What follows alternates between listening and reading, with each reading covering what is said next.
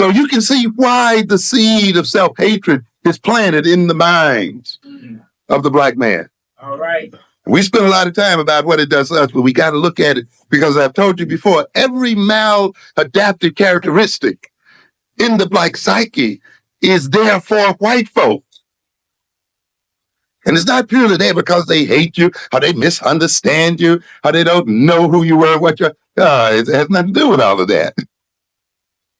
I tell people when you analyze the so-called aberrations in the black personality, you must always ask the question, what are their social functions and role? Who benefits from this aberration in the black man's mind? What is the social and political and economic benefits, and for whom? Who gains from this particular orientation in our minds? And then you begin to see why it's there and what its function is. And so every complaint we have about ourselves has a political, economic, and social intent beneficial to white folks and detrimental to ourselves.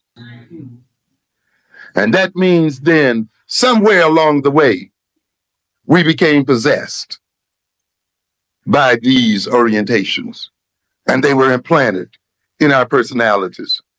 We have come to identify with them as our natural selves, as our natural orientation.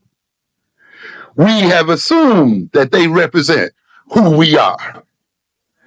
And we have now then found many ingenious ways to defend the demons that possess us. And ultimately then, those demons destroy us and have us destroy others like ourselves. There's another form of possession we call lucid possession. In this sense, the person at least has a sense of self, and they have the sense that there's another spirit in them. And they struggle with that spirit, sometimes losing the battle every now and then. They become obsessed with their struggle, with the spirit. And in a sense, then are disenabled by that struggle. So some of us are in that state. We're not quite satisfied with the identity we have. We know somehow that there's a deeper African self in us. We're also aware that there's a Eurocentrically implanted demon in us, and we wrestle with it daily. There's another type of possession we talk about here, and that's spontaneous. What has sort of occurred spontaneously against our will. This is in contrast to one we talk about as artificial, one deliberately created. What do we mean by that? When we go into a particular social setting, such as a church or such as a rock concert or the like, and we go through a set of rituals and behavior, we go there and go through these behaviors and rituals and songs and dance as a mean of deliberately being possessed by what? The spirit. And having our bodies taken over and being possessed. And then we say, we feel what? The spirit. We feel the spirit living within us. And so consequently, much of our life is about provoking through artificial means spirits which take over us and assume control of our behavior. Latent possession means when we are possessed and we don't even know that we are possessed. And I think that defines a lot of us. We're not even aware, and those are the hardest ones to break through. Because they don't sense any kind of split within the personality. They and their possessing spirit are one and the same. And when you try to exorcise their possessive spirit, they feel as if you are attacking them personally. And in defending their person, they defend the spirit that possesses them. Let's be a little more concrete And I want to just give you an example of what I mean by this. You know, and in the literature, we talk about these spirits as what we call the incubi and the succubi. The spirit that lies in the body or lies on the body, the incubus, and the one that lies under the spirit, the succubus. When we talk about this spirit, though, that possesses us, when we talk about this spirit that the European implanted in us in terms of the language, in terms of the food, in terms of the religion, in terms of the values, in terms of the social relations, in terms of the name, we are talking about a spirit that's just not a spookish entity in ourselves. It actually incarnates in us. What do we talk when we talk about incarnate? We are dealing with the Latin root carnes, which has to do with what? Meat, flesh.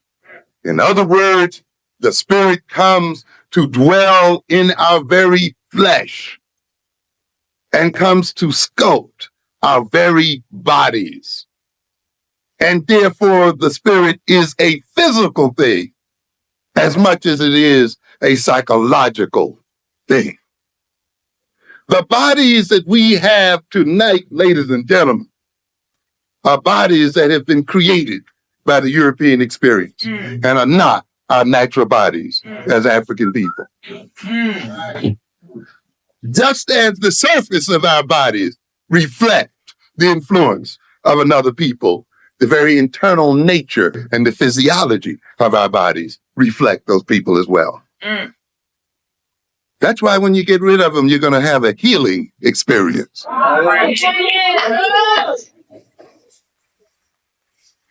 Your whole body will change. I've read some of this before, but let me read it again, I think, in this context. This is most dramatic, and the things I'm talking about are most dramatic when we study the so-called multiple personality. And let me read you a description here that was printed in the Times. And those who might be familiar with it, indulge me here, because I think it points out to something. It begins, when Timmy drinks orange juice, he has no problem. But Timmy's just one of close to a dozen personalities who alternate control over a patient with multiple personality disorder. And if those other personalities drink orange juice, the result is a case of hives. What are we saying here? We got one body, but depending on what consciousness possesses that body will react to the drinking of orange juice with or without hives. It will break out in blisters. So if it drinks orange juice, when one of the other personalities is possessing it, welts and hives will break out right there. If Timmy comes back, if the new consciousness comes back and takes over that body, the hives will disappear almost on the moment. In other words, then, there's a different body for a different consciousness. It goes on to say then that medical disorders are found to differ from one sub-personality to another. In other words, even though these so-called personalities possess the same so-called body, each personality has a different order of illnesses associated with it. Each personality is vulnerable to a particular type of ailment, one way or the other. So what are we talking about? We are saying that each consciousness, which is represented by each personality, creates its own body, creates its own physiology, and thereby creates its own vulnerability to various ailments and so forth.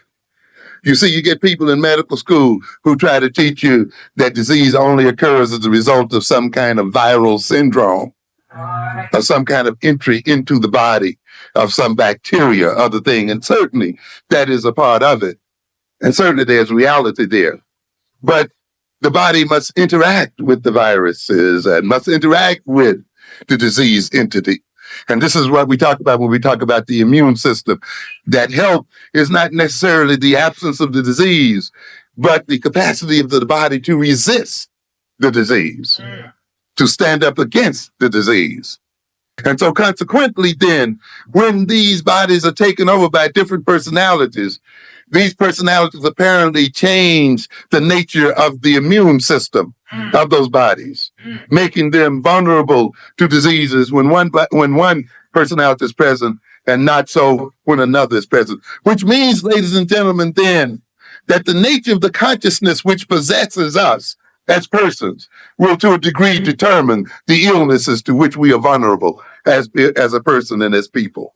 And a lot of the illnesses, physical and other diseases that we suffer then, are mediated by the nature of the consciousness that we've permitted to possess us as a people. So to a great extent, the defeat of disease, the maintaining of health, must not only be pursued in terms of discovering new drugs and these kinds of things, but must involve self-discovery and self-knowledge. Thank you. It goes on to state that in people with multiple personalities, there is a strong psychological separation between each sub-personality. Each will have his own name and age. Does that strike the bell? What did we say earlier? To what names do we respond? Are they the same names to which we responded prior to slavery? So in other words, as we got the new slave personality, we got what? New names. Yes, yes, yes. And we were changed. To a good extent, our names were given us to designate our new consciousness and our new situation. Each will have his own name and age, and often some specific memories and abilities. In other words, each personality has its own history, has its own biography, has its own memory. And you look at Negroes when they have a certain consciousness and look at the history they remember. Look at the things that they keep in their memories and look at the histories they study and identify with. Look at them fight African history. All right. Yeah. Yes. Look at them want to identify with the history of Europeans. Look at them wanting to define themselves in terms of that history. And look at them having memories only for that history. Look at those Africans who are still under the possessive influence of the European implanted spirit and know that they have little or no knowledge of African history and therefore little or no knowledge of their own history as a person and an individual. So there's a consistency between the consciousness and the history that a person has and the memory that an individual has. They frequently, for example, personalities differ in handwriting, artistic talent, or even in knowledge of foreign languages. Speak a different language, depending on the personality that's in there. Multiple personalities typically develop in people who were severely and repeatedly abused as children, apparently as a means to protect themselves against the pain of abuse. Does that strike another note in you? Often only one or two of the sub-personalities will be conscious of the abuse, while the others would have no memory or experience of the pain. To a great extent, the personality of the African American today has been shaped by our desires to escape the memory of the slave experience, to deny its existence. We don't want to talk about it. We don't want to come in terms with it. We don't want to re-experience it psychologically. We don't want to know about it. And therefore our lives becomes defined by eternal escape and avoidance of reality and of history and of a knowledge of who we are and how we came to be who and what we are.